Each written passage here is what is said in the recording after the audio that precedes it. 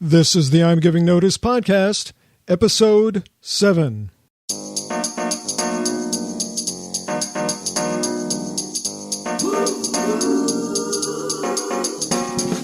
This is the I'm Giving Notice podcast, where you get to take control of life's big three and have the career, relationships, and health that you've always dreamed of. Now, get ready to say, I'm Giving Notice, with your host, Mace Haroff. Hello, this is Mace Haroff, and welcome to the I'm Giving Notice podcast. Today, you are going to hear from someone who has made multiple career transitions throughout his life. He is Mark Levit, who is currently a professor of advertising at the University of Miami. But unlike many college professors, Mark has many years of experience walking his talk. Mark's 35-year career in marketing and advertising includes being the managing partner of Partners and Levitt, Inc., a New York City boutique advertising agency with an impressive client list that included Procter & Gamble, Seagram, Random House, and many other household names. He's been involved in online marketing since 1995, when most people had no idea what that even was. He has been a professor at NYU, New York University, and as I said, he is currently professor of advertising at the University of Miami. Mark Levit is listed in Who's Who in America, Who's Who in Advertising, and Who's Who in Finance and Industry. And in this episode, Mark is going to share some valuable insight for people who are either starting their career or considering career change. Mark Levit, welcome to I'm Giving Notice. Thank you, Mace. It's a pleasure to be here. Now, you have an interesting career history. You've done a lot of different things. You're a serial entrepreneur. You're a professor. You owned an advertising agency. I want to start off early because one of the factors that affects people who, for example, are stuck in their jobs is they think they don't have any skills, they don't have any work experience or life experience to be able to move out of that. I want to show them how experience in one area can lead you to another. Fair enough? Fair enough. So as I look at your resume, the first things on your resume are grocery clerk, photo lab technician, and it led to other things. Give me some insight as to your career path, where it's taken you, and where you are now. Well, my dad had a series of supermarkets, and he was, in real sense, an entrepreneur. That grocery clerk position was working for my dad, and I had this love for what he did. I always observed the various functions in his store, the things people did, and simply gained a love for business reflective of his. That was the grocery clerk. After the grocery clerk, you went on to be a photo lab technician. Not exactly connected. Well, I had a very strong interest in photography. I saved up and bought the very best camera I could in high school. I read every photo book and photo magazine that was available to me and wanted to work in photography. I thought I might be a photographer one day. Now, Mark, I got to stop because it just occurred to me that some people may not even know what a photo lab is. What is a photo? Am I right? You are absolutely correct. What is a photo lab? A photo lab is a rather kind of a chemistry lab. In the days before digital photography, we used film, and film had to be released to a lab, sent to a lab in order to be developed and then made into either slides or prints. And the photo lab that was associated with the studio that I worked for had all the chemistry for black and white and for color photography. So we used film in those days. I'm very old. So, and he's not that old, ladies and gentlemen. Well, everything's relative, of course. But when we're talking about your photo lab experience, let's fast forward now many years down the road where you had an advertising agency or where you're working as a college professor. Was there anything relevant about working in that photo lab that served you later on in your careers? More so than I'd ever believed. Give me an example. Because I worked at these advertising agencies, first for some major agencies, both in the Midwest and then in New York. I worked with photographers. There are different kinds of photographers for different kinds of setups. At one point, I worked for the agency that handled the B.F. Goodrich account, and I found it fascinating that black tires required a specialized photographer. Black, produced in color, is really a multitude of colors, and I understood that. I was able to work with a photographer because I understood an element of what he had to capture on film. Are there specialized tire photographers? Not tires per se, but this gentleman specialized in non-reflective objects, and black was the most challenging. I found it fascinating when I worked with him because I got to ask him questions. I was working with a studio photographer. He didn't realize that I, in a prior life, was the guy in the studio that made his stuff look great. It's fascinating to me that there are photographers, for example, who specialize in non-reflective objects. So there's an example of how you could take a business, something that you're doing, perhaps an interest, and make it specialized. Because from what you're telling me, there's a market for that. There's a market for so many things. Probably a market for almost anything. I'll give you an example. I often talk to the students that sit before me, several times a week. I look at the sea of eyes of 20-year-old students, and they have no idea what they're going to do with their lives. And some of them, boys and girls, are interested in food and cooking. I talk about working with food stylists. There are people that the photographers call in. These photographers specialize in food photography. They call in these stylists, which, by the way, used to be called home economists, but now they're called stylists. These are generally females, but there are many males that know very well how to not just cook, but they understand the glassware or whatever that dinnerware is called that'll make the food look best. They have a collection of it. So what happens? What happens? You say we need to bring somebody in to touch up the lettuce. It's looking kind of pale. Not just touch up. When you see, let me give you an example. For instance, a burger. You know how delicious those burgers look on the screen? They look amazing. Yeah. Well, turns out that lettuce wilts very quickly under the lights, and that stylist has to have something cooking at all times, because you don't know how many takes. She doesn't know how many takes that director is going to call for. So over and over and over again, she may be cooking the identical thing and has to remember what they looked like the first time in order to make the next ones look identical. I always felt very cheated anytime I would go into a restaurant. Usually it was a fast food restaurant. You're standing in line, you're looking up at the photos over the menu, and it makes your mouth water, and that's what you order. And then when you open the box, it doesn't look anything like the picture. And now you know why.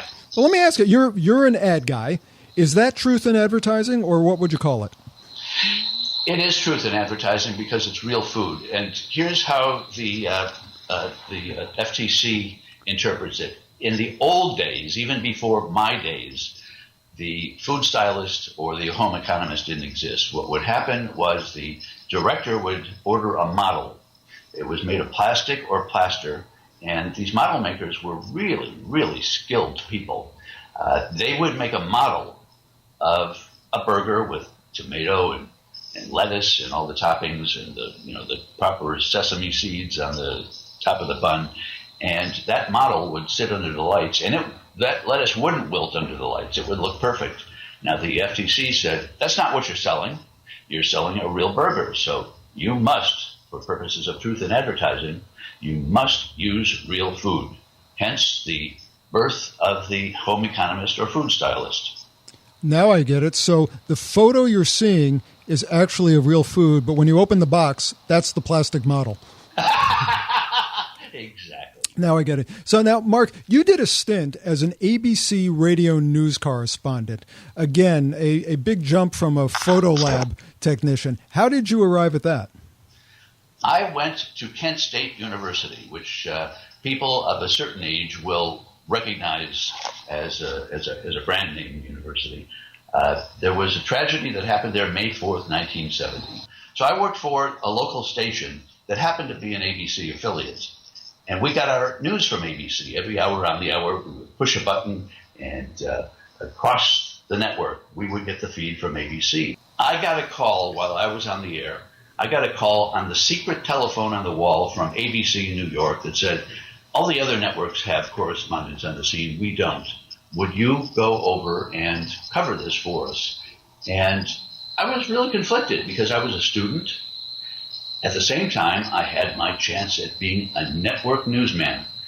And you can imagine the conflict in my heart in that I had to be objective like a journalist. But at the same time, these were my friends being shot at. In fact, one of the women that was killed, Sandy Scheuer, was a personal friend. She was just walking across the campus and caught a stray bullet. So that I had believed might have been my launch into the broadcast journalism segment. So you found yourself suddenly reporting this major news event. What type of effect did that have on your career moving forward? It first of all I thought it was giving me direction and hope. I thought it was going to catapult me into the national news scene. I will tell you that I carried the special secret ABC News studio telephone number in my wallet for years after that, just knowing that if I happened to be in the middle of a national or international news crisis, I could report it because I knew the guys back at ABC. I did, however, or I should say I didn't, however, experience that. But I did continue to work in the radio business for the duration of my college career, which I will say I probably learned as much or more from that experience as I did going to college. And what's really cool was it took you to now the pivotal job in your line of jobs that you had leading to your ultimate career. You were able to move on from being an ABC radio news correspondent to one of the most sought-after careers in the world. You became a carpet salesman. Yeah. It was so embarrassing, so humiliating. Well, tell me about that. Tell me about that because it's interesting. A lot of people go, "Wow, I went from becoming a radio news correspondent to being a carpet salesman." Tell me about the humiliation that you felt. Here I am, a brand new college graduate with my freshly minted degree. I thought that there would be advertising and radio and other entities at the door at graduation begging me to join their staff, telling me that they were going to send me to New York, which was a boyhood dream. Our parents promised us that a college degree was going to be our ticket to a rosy future, a wonderful career. And my evaluation of that is it helps a lot. Sure. I remember hearing the word overqualified time and time again. I was overqualified because I had work experience, and I was overqualified because I had a degree. The bottom line is a college degree doesn't make you job ready. It educates you. And we confuse education with job readiness. Universities are not trade schools. So I had to support myself somehow. I wasn't going back to my mom and dad's place. I was going to do it on my own. I've always had this will to do it. In fact, one of the reasons that I worked through school is even though my parents were always willing to pony up some money for tuition, I was embarrassed to ask them. So I wanted to work, and I always had money. So here I am, a graduate, ready for a big bump in income. Yet there were no jobs. And this is very similar to what we just experienced because we're still coming out of the recession. I mean, we've made a lot of progress. But the point I want the listeners to understand is that this isn't anything new. I mean, recessions run in cycles. People have experienced it before. So you didn't have your dream job right out of college, so you ended up as a carpet salesman. What was that experience like? Well, first of all, I didn't admit to any friends that for the next year and a half that I was employed. I told them that I was still looking, and I told them that I was going to look for a position in the advertising business. I wanted to work for an agency, and I wanted to be in New York. And here I am in Cleveland, Ohio, working to get a job, and didn't know what I was going to do, didn't know how I was going to find it, but I realized because of my prior work experience that finding a job is a full-time job, and I worked hard at it. But all I could get was interviews as a salesperson, which, to a college student is a pretty sleazy job. Tell me about that, because I'm a sales guy. I've made my living in the sales world, both doing it, training others to be effective salespeople. Why is it that college students, you say, they look at the sales position as sleazy? Yeah. I don't think it's just college students, by the way. I think people in general, maybe Americans in general, I don't know how it is in other countries, but people tend to look here at sales as a position where you have to convince somebody to buy something they don't want or need, which is absolutely contrary to the way a good salesperson works. What I discovered is if you help people solve their problems, they trust you and allow you the opportunity to solve their problems with your product, and they're willing to pay whatever it costs. So the problem you were helping people to solve was they had bare floors or they had old carpets. Tell me about your experience as a carpet salesman. Well, I discovered that, first of all, the store was always pushing the salespeople to sell the most expensive carpet possible. Apparently, the margins were greatest there. My feeling was there was nothing more important in my mind than the customer. And the customer needed a problem solved. They had a budget. And I know how it is for me. If I have a budget, I want to stick to it, or maybe I'll spend a little more if I like the solution, whatever it is. But the budget is part of my mission when purchasing something. I upset the store chain owner multiple times. I was constantly told, listen, it's better for the store for you to sell the $50 a yard carpet than it is to sell the $19.95 a yard carpet. And I would shake my head and agree, yes, it is better for the store. What I didn't explain was the long-term benefit to you, to me, and the customer is to abide by their budget and make that house or floor or room look best at the client's appointed budget. And I grew my client base. I got referrals. So you were very customer focused, which is generally something that a lot of salespeople don't do, which is why they get that sleazy salesperson title, because they put their interests above the customers. So you learned in your carpet salesman position that you do a lot better, you have more success when you really focus on the interest of the customers instead of focusing on the best commission for you or the best commission for the business. Well, tell me about this, Mark. So you have this sales experience that you received involuntarily, if you will. You never set out to be a salesman, but you got all this great experience. Tell me how this led you into the advertising world. You eventually owned your own agency. What was the benefit of the salesmanship that you discovered or learned moving into the advertising world? Because most people don't think of advertising, even though you're selling a product, they don't think of ad people as needing selling skills. Tell me about that. In fact, I was often accused at social occasions of doing the same thing that salespeople are accused of. Oh, you're in advertising, huh? That means you sell people stuff they don't want or need. And that starts out a pretty negative conversation. But it's absolutely false, isn't it? I mean, because anybody who's listening, do you really ever buy anything you don't want or need? Nobody does.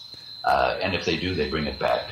And there are people who buy things that they want or need and bring it back even still. It just never made sense to me. And in fact, when you develop a strategy for an advertising campaign, you're always researching the market to discover what the buying triggers are. In other words, what does the target audience want or need, and what can you promise them based on your product offering and configuration and other factors? And what is the competition offering? You don't want to offer the same thing as the competition. So a background in sales, in my mind, and not unimportantly, I realized this so strongly that I enrolled myself in outside sales training courses separate from my jobs, because I realized how important it is to understand the sales process, whether you're creating advertising, whether you're developing a curriculum, whatever. Sales is probably the most coveted skill in the world, in capitalism, because you have to understand the motivations of the individual you're dealing with, whether you're trying to sell them something or otherwise. Arguably, everybody is in sales. Would you agree? I would absolutely agree. Anybody successful is in sales. If you look, for example, I worked in the healthcare field. The most successful doctors, physician practices, and specifically if you look at an elective procedure such as plastic surgery, the most successful plastic surgeons are unbelievable salespeople. And they're not selling people anything they don't want. They just know how to match up the solution with the problem or the desire, and that's what creates the magic. And that happens in all aspects of life. It happens with people who are dating. If it's Friday night and you need a date for Friday night and you don't have one, it's because you don't know how to sell yourself. Thank you for that information. I need it. Well, you're a salesman, Mark. You can close the deal. So here's the thing that I find so interesting about, just looking at the different jobs you've had. You started off as a grocery clerk. And you got into the advertising world, which is something, the advertising world in Manhattan, the pinnacle, the epicenter of advertising. So how did that come about? And how do you tie it back to what your previous experiences were? The agency that I was working for in Cleveland, Ohio, coincidentally, was pitching the same account as a major agency in New York. That account was Texaco. I was on the presentation team for the agency in Ohio. We were pitching it out of the New York office, not to make us appear as a New York agency, but to give us that New York presence. There is a lot to say about chemistry, and I developed terrific chemistry across the presentation table, the conference room table, with the director of advertising of the Texaco Corporation. In fact, I can recall at the break, we chatted in the hall and developed a friendship, if you will. And for whatever reason, I was absolutely sure that meant that my agency was going to win the account. A few weeks go by, and the announcement was made, and the New York agency ended up winning that business. I was heartbroken because I was told by the Cleveland agency that I would be transferred to the New York office should that happen. Did that happen? No. However, because I developed this kinship with the vice president of advertising, of marketing, I believe it was, I got a call from the agency that won the business and said, the client has been talking about you and we'd like to meet you. So within days, I was on an airplane whisking my way toward the city of my dreams, New York, and I interviewed for not the Texaco business. That's what I was flown in for. I felt that was unethical to take that job. I was offered a position on what they called a mining account. Maybe you're interested in a mining account. And I said, well, I figured I'm in New York, finally. I'd talk about a mining account. Well, I entered. And by a mining account, you're talking about a company that mines gold, silver, diamonds, something like that? Well, I didn't know that. I was told that it was a mining account. The first thing that I pictured was coal.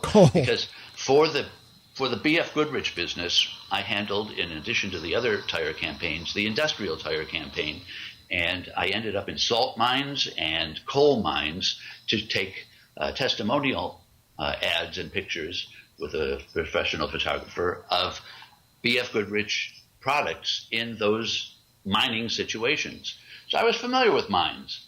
And when I was shuttled up to the account supervisor's office and shown my way into an office in which one wall had photographs of beautiful models wearing diamonds and another wall full of awards and certificates and communications from South Africa, which is the epicenter of the diamond world, I was confused. I didn't know what I had just walked into, and what I walked into was the office of the account supervisor of the De Beers Consolidated Mines Company, which, of course, is known now for the tagline, "A diamond is forever."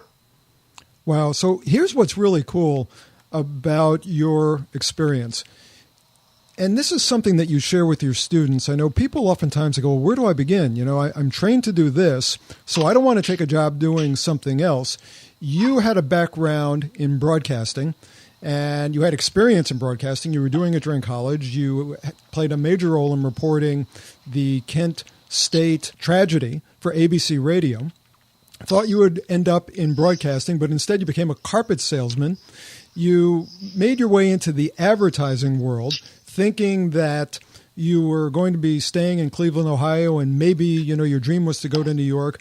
The account that you lost, the account that you did not get, someone in that account played a pivotal role in moving your career forward.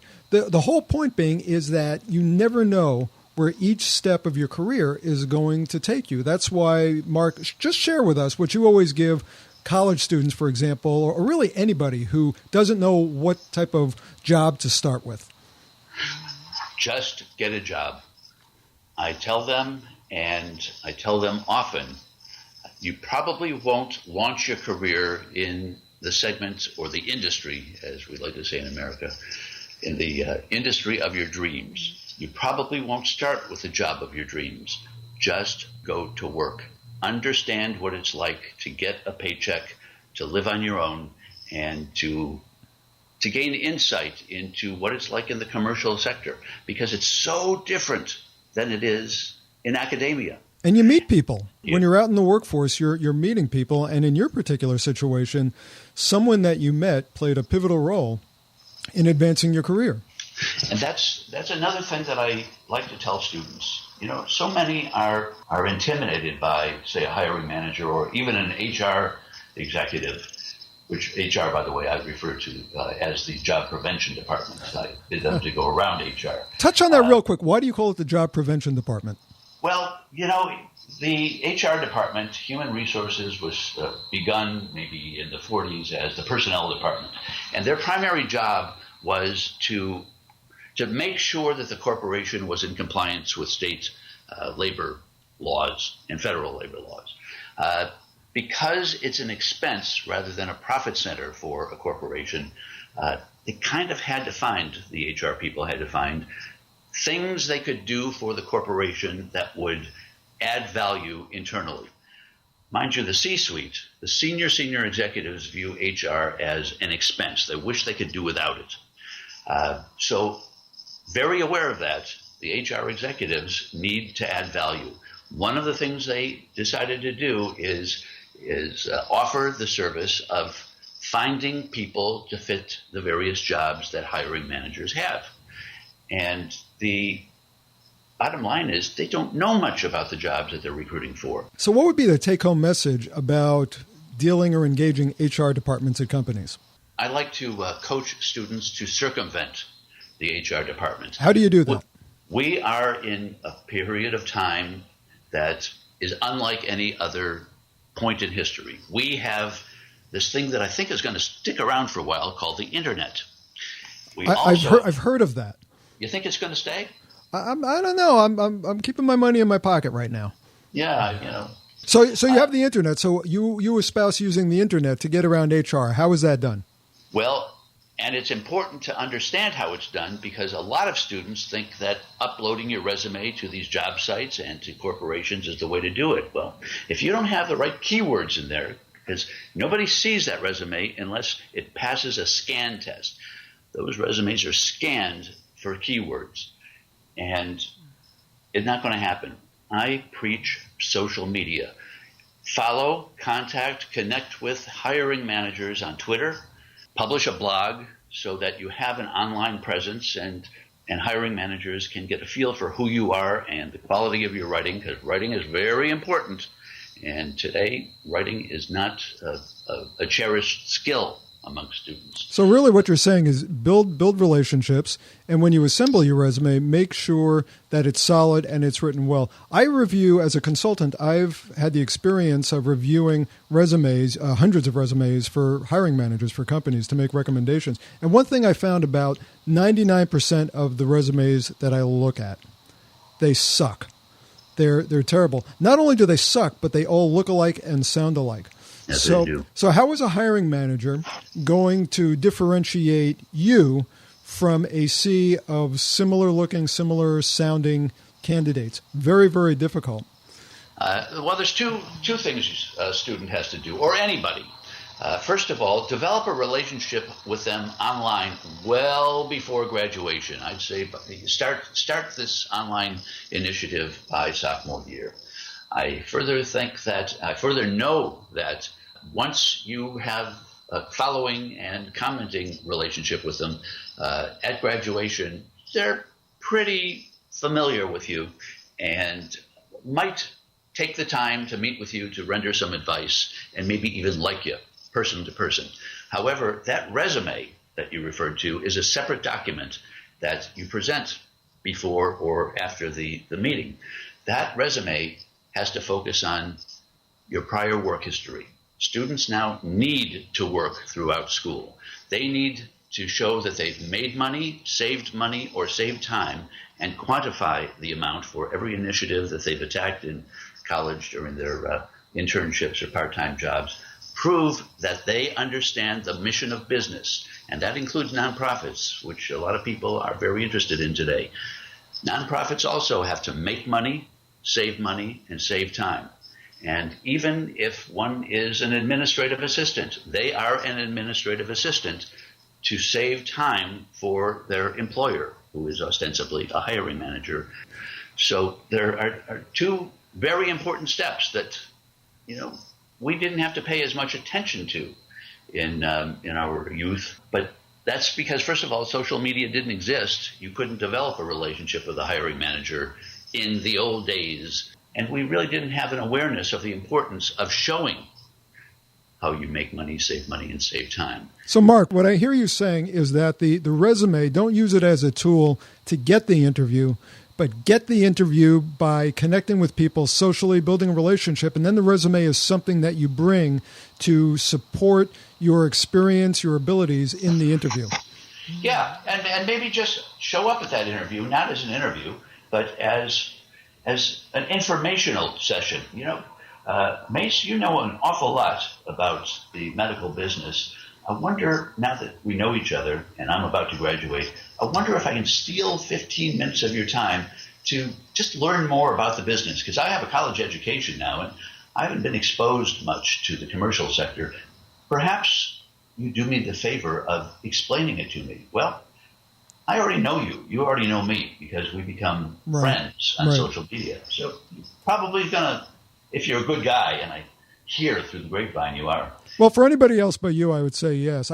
But Mark, I don't like you, so I just the answer is no. Please don't call me again. But we have to finish the interview, and then don't call me again. All right. But of course, Mark is a dear friend. Something I want to get to in this interview because it's very, very important. Back in the mid-'90s, your work transitions led you to something that was way ahead of its time. You found yourself as suddenly the proprietor of an online store. Tell us about your business and how you ended up with that business.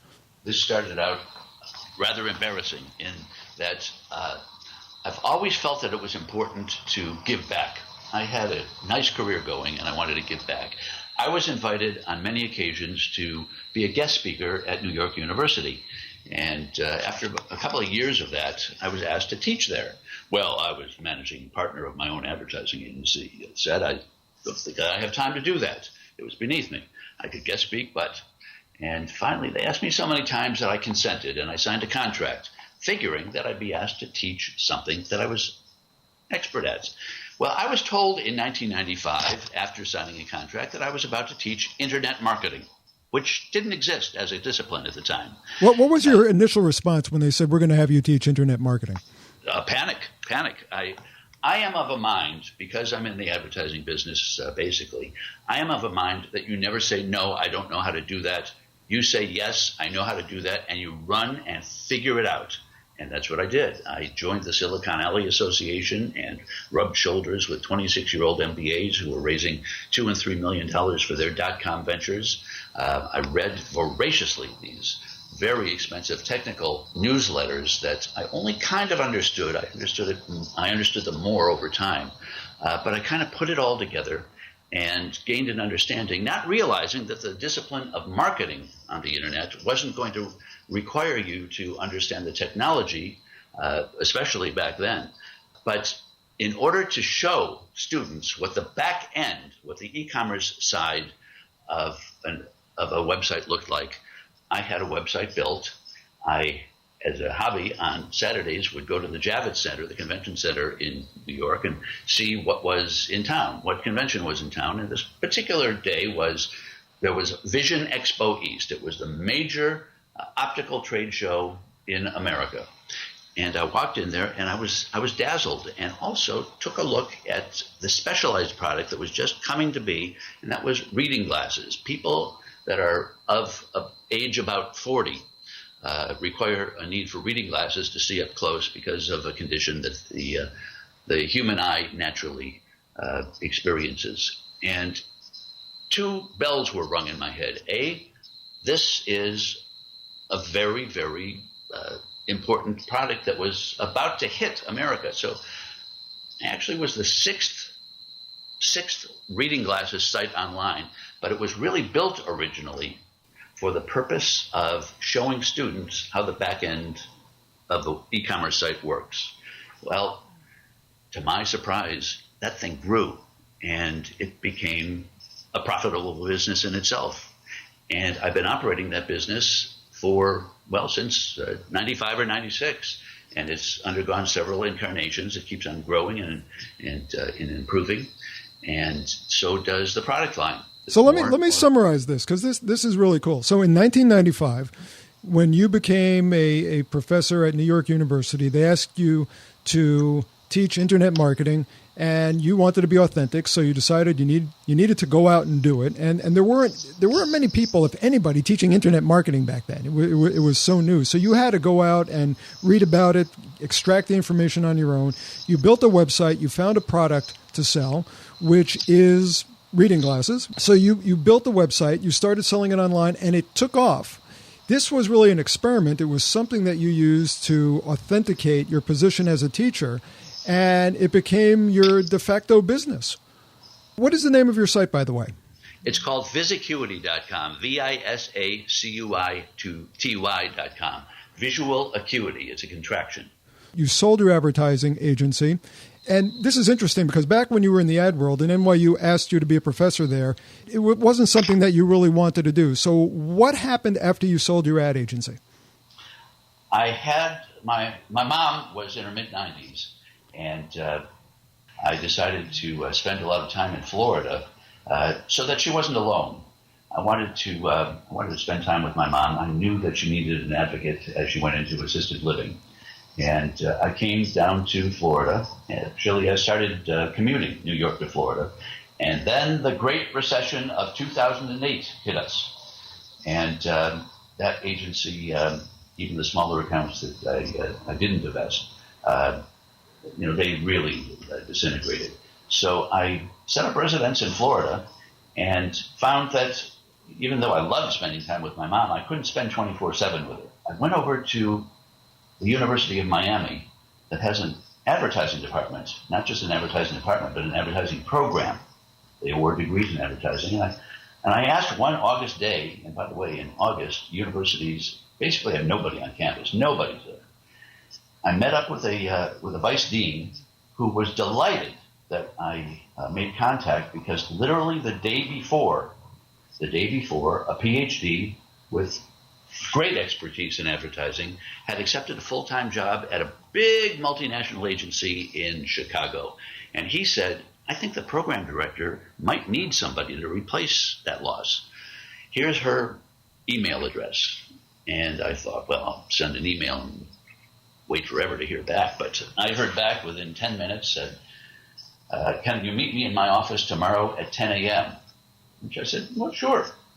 And I went over there, and the program director was there, and we really hit it off.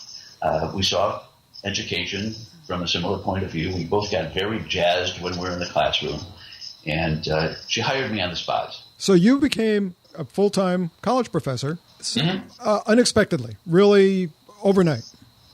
Which is just a thrill for me because nothing feels better in my mind than to be in front of a group of students who really want to learn what you have to say. And I'm teaching not from textbooks, but from experience. I tell them stories.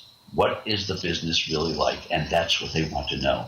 You know what's interesting to me, Mark, is that the position you have now, there were two lives changing. You had the professor who left teaching at a university to pursue a career at an advertising agency, and you left an advertising agency to pursue a career teaching at a university. Ironic. Different paths. You know, I've known you for a while, and when you talk about teaching and your students and making a difference, your face lights up. So it sounds like you found your sweet spot. I think anybody who gets in front of these 20-somethings that just don't know what they're going to do with their lives not only would get a real thrill out of it because you are making a difference, but also if you've done well in your career, I think you owe it to students. Because universities, as much as they provide you with, they make you a smarter person and a thinker as you gain your education. But if you've done well in your career, I think you owe it to mankind, to humankind, to civilization, to students, to whomever. I think you owe it to give back. And that's my personal opinion. I know not everybody feels that way, but it just feels good, Mace. That is awesome. Ladies and gentlemen, Mark Levit, from grocery clerk to ABC radio news correspondent to carpet salesman, ad agency owner and executive to college professor at the University of Miami. And each career step led to the next. That is what's so cool. So, Mark, parting words, one piece of advice you want to share with our listeners before we say goodbye. Keep learning. Just keep learning. Learn about the business that you're engaged in. Learn at school.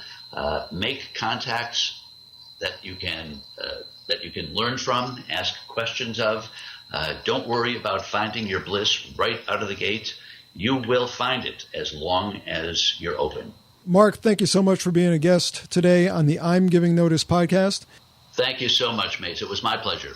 Professor Mark Levit, ladies and gentlemen, he really provided some great tips for anyone who is looking to change their jobs or land a new job.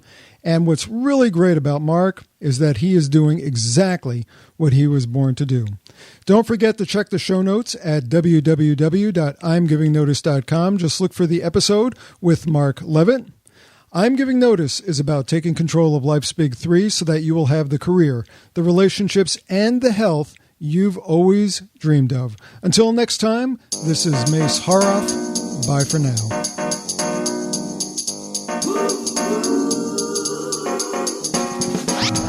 This has been the I'm Giving Notice podcast with Mace Haroff. For show notes and more information about how you can take control of life's big three, please visit www.imgivingnotice.com.